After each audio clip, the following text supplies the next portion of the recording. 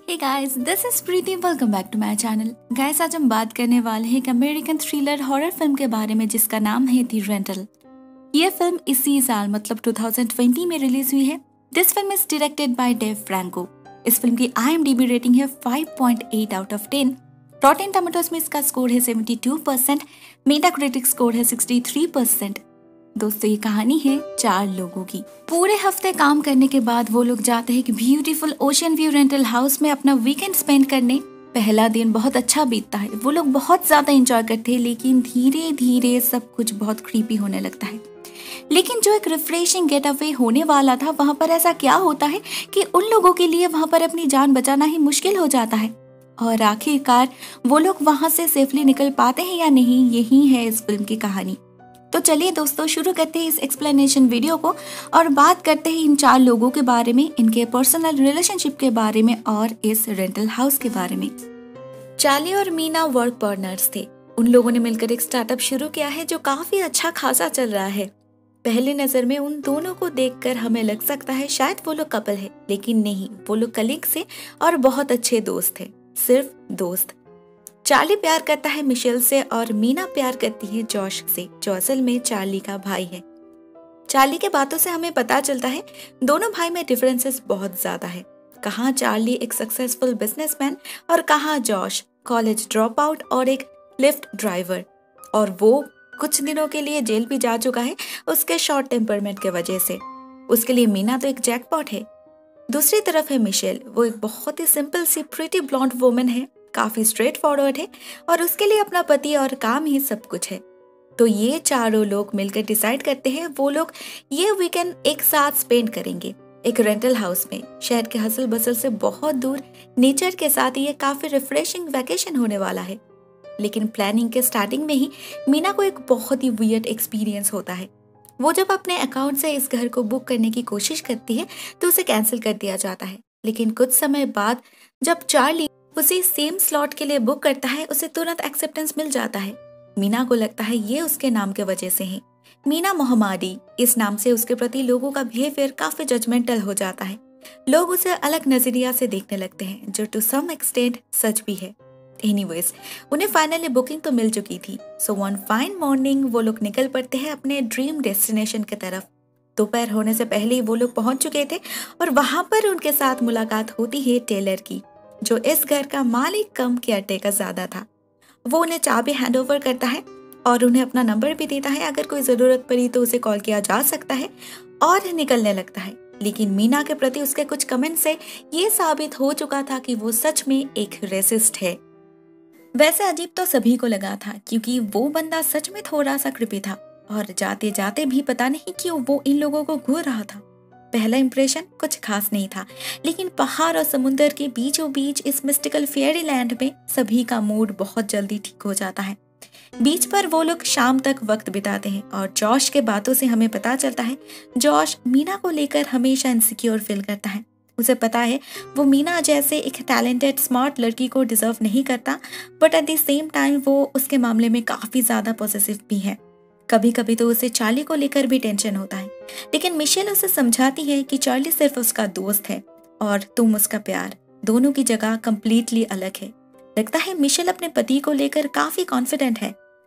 शाम होने के बाद जब वो लोग घर लौटते हैं तो पता चलता है उनके एब्सेंस में टेलर यहाँ पर आकर एक टेलीस्कोप रख कर गया है। भले ही उसने सुबह ही कहा था वो आने वाला है, लेकिन उनके एब्सेंस में उसे यहाँ पर आने की क्या जरूरत थी, और वो भी घर के अंदर। वो तो बाहर भी रख सकता था। ये बात मीना को खटकती है और वाईफाई कनेक्ट करते वक्त चार्ली को इस घर के वाईफाई के साथ साथ और एक वाईफाई का सिग्नल भी मिलता है जिसका नेटवर्क बहुत ज्यादा स्ट्रॉन्ग था। मतलब सिग्नल कहीं आसपास से ही आ रहा था, लेकिन इस लोकेशन पर और कोई घर तो नहीं दिख रहा। और तो और जॉश को अपने डॉगी के साथ खेलते वक्त इस घर के बेसमेंट में एक बंद कमरा मिलता है विद अ इलेक्ट्रिकल लॉक। लगता है इसके अंदर कुछ बहुत इंपॉर्टेंट है। देखते देखते रात हो चुकी थी। डिनर करने के बाद वो लोग कुछ फन करने की डिसाइड करते हैं। मिशेल ने अपने साथ ड्रग्स लेकर आई थी, लेकिन वो खुद बहुत टायर्ड फील कर रही थी, तो वो सोने चली जाती है और हमें ऐसा फील होता है कि शायद इस घर में उनके अलावा भी और कोई है। किसी की नजर हमेशा उन लोगों को देख रही है। बाकी के तीनों लोग दारू और ड्रग्स के नशे में पागलों की तरह डांस करने लगते हैं। कुछ समय बाद जॉश भी आउट हो जाता है तो रह जाते हैं सिर्फ मीना और चार्ली। वो दोनों भी ड्रंक थे, तो वो दोनों इंटीमेट होते हैं और वो भी घर के बाथरूम में। ऑब्वियसली ये गलती थी, एक बहुत बड़ी भूल थी, और ये एहसास उन्हें तब हुआ जब नेक्स्ट डे वो नींद से जागते हैं सेंस में वापस आने के बाद। नेक्स्ट डे उनका घूमने जाने का प्लान था, लेकिन मिशेल के सिवा सभी लोग इतने ज्यादा थके हुए थे कि कोई जाने के लिए राजी नहीं हो रहे थे। वैसे भी मीना और चार्ली अपने करतूतों के वजह से बहुत शर्मिंदा थे, तो उनका मूड भी ऑफ था।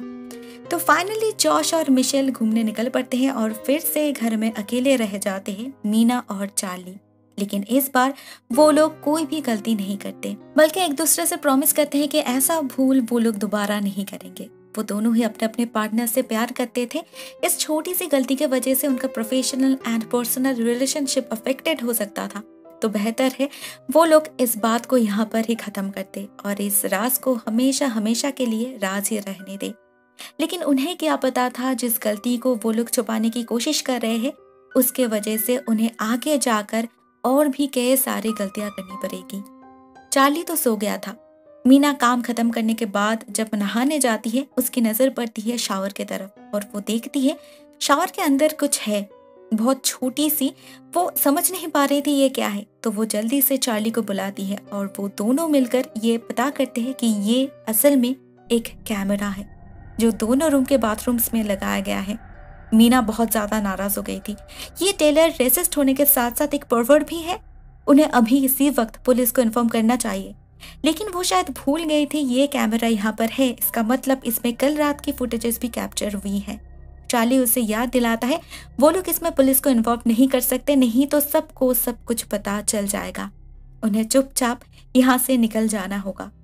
इन फुटेजेस को मैक्स टू मैक्स टेलर ने खुद देखा होगा, वो और किसी को नहीं दिखा सकता, नहीं तो सभी को पता चल जाएगा उसने इस घर में हिडन कैमरास लगाया है। मीना चाहती थी उसे थ्रेट करके उससे ये फुटेजेस लेना, मगर इससे वो उल्टा ब्लैकमेल कर सकता था। तो एट लास्ट यही ठीक हुआ कि वो लोग कल सुबह यहाँ से निकल जाएंगे। यही सब सोचते सोचते जॉश और मिशेल वापस आ चुके थे और आते ही जॉश अपने डॉगी को ढूंढने लगता है। सुबह वो उसे बाहर छोड़कर गया था, उसने बार बार मीना को कहा था उसे अंदर लाने के लिए, लेकिन इस कैमरे के चक्कर में वो तो बिल्कुल भूल ही गई थी। तो चार्ली, मीना और जॉश जाते ही उस डॉगी को मतलब रित्जी को ढूंढने, और इस सब से अनजान मिशेल ड्रग्स लेने लगती है क्योंकि वो अपसेट थी।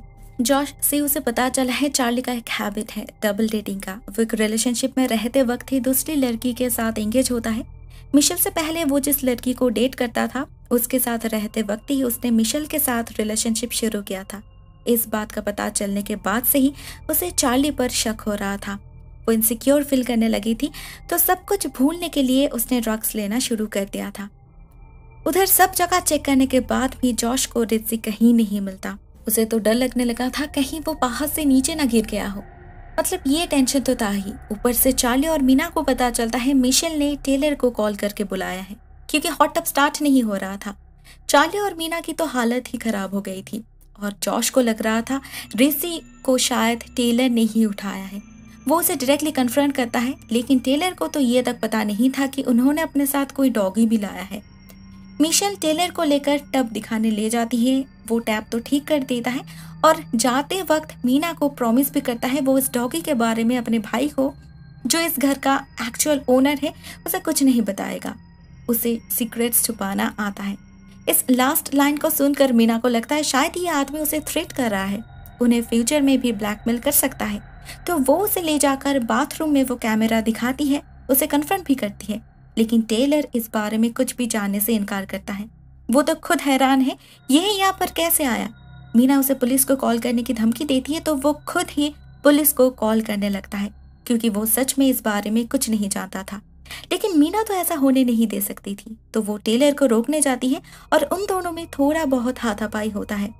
जॉश तब बाहर अपने डॉगी को ढूंढ रहा था और ये सीन देखकर उसे लगता है शायद टेलर मीना को मॉलेस्ट कर रहा है, तो वो भागकर बाथरूम में जा पहुंचता है और किसी को कुछ कहने का मौका दिए बिना ही टेलर को मारने लगता है।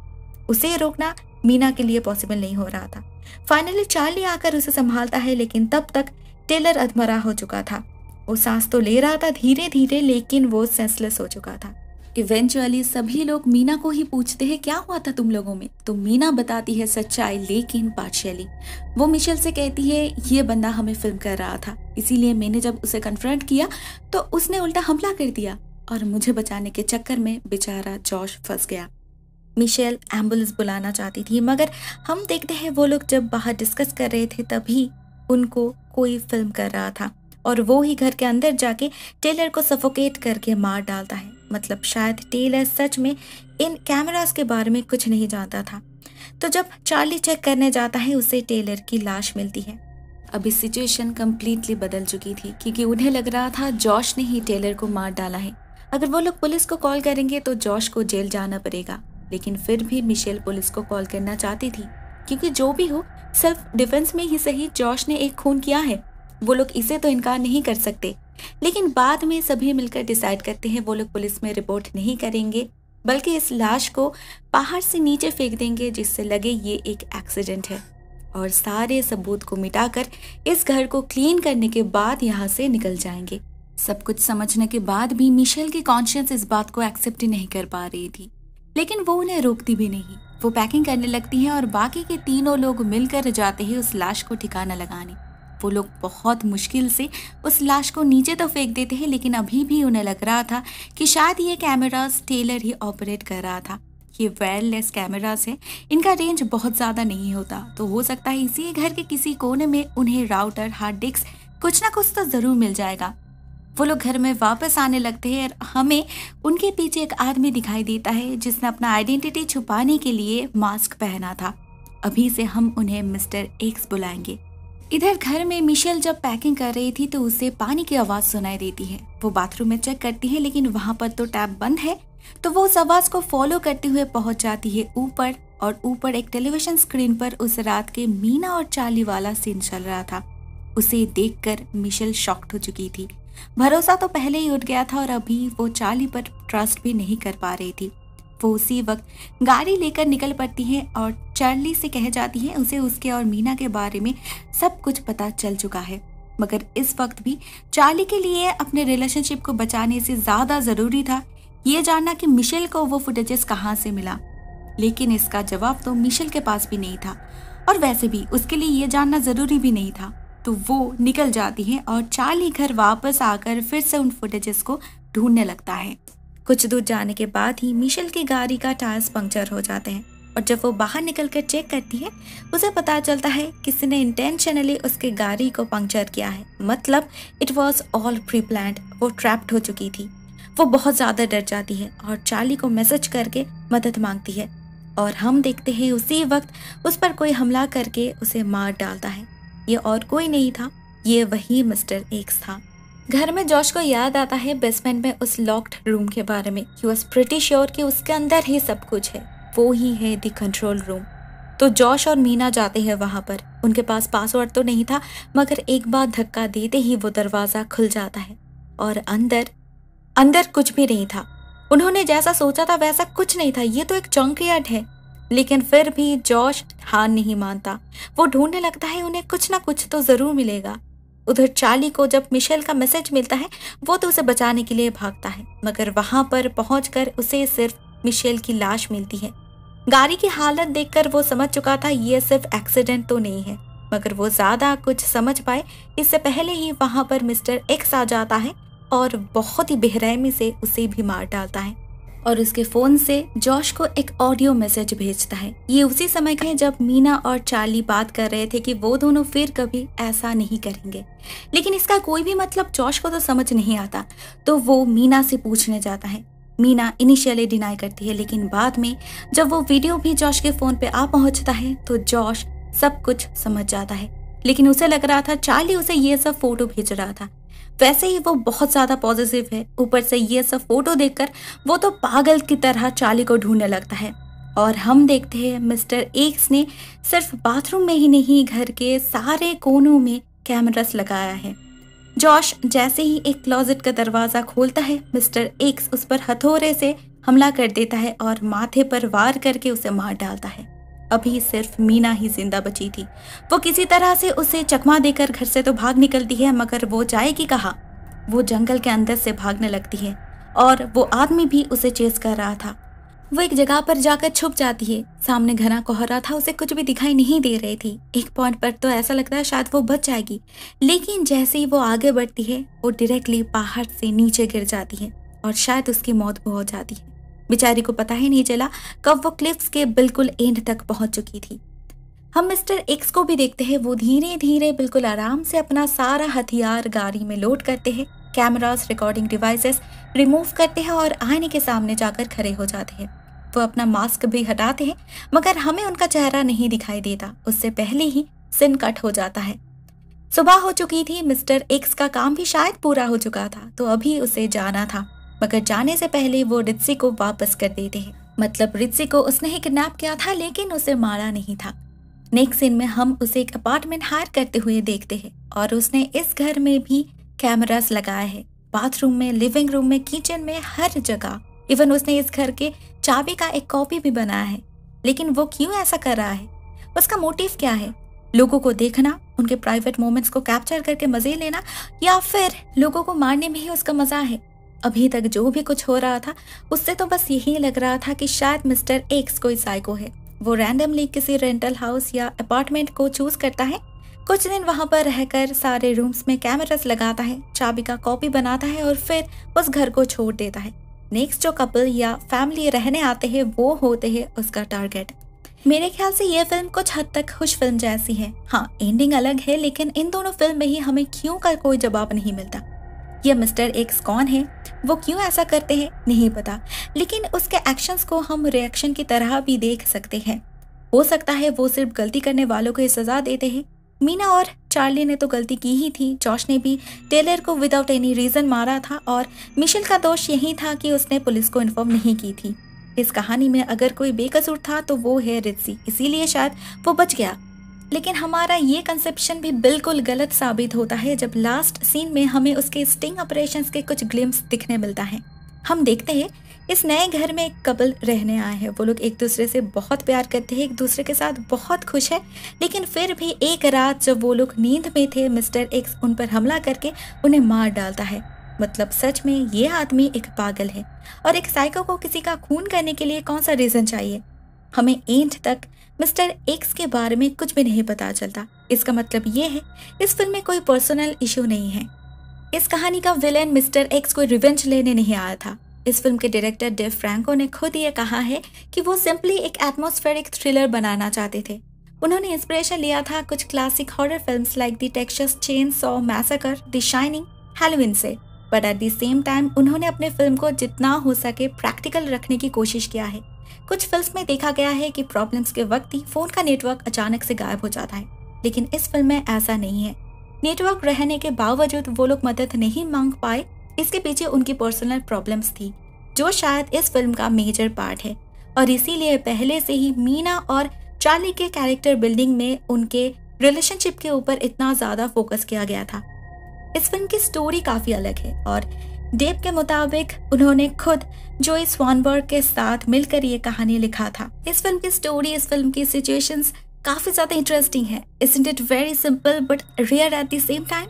आप ही सोचो, हम किसी भी घर को रेंट पर ले लेते हैं, लेकिन सिर्फ मालिक के बारे में ही पता करते हैं। एक बार भी नहीं सोचते हमसे पहले जो कोई भी यहाँ पर रहने आए थे वो कहीं अभी भी हम पर नजर तो नहीं रख रहे।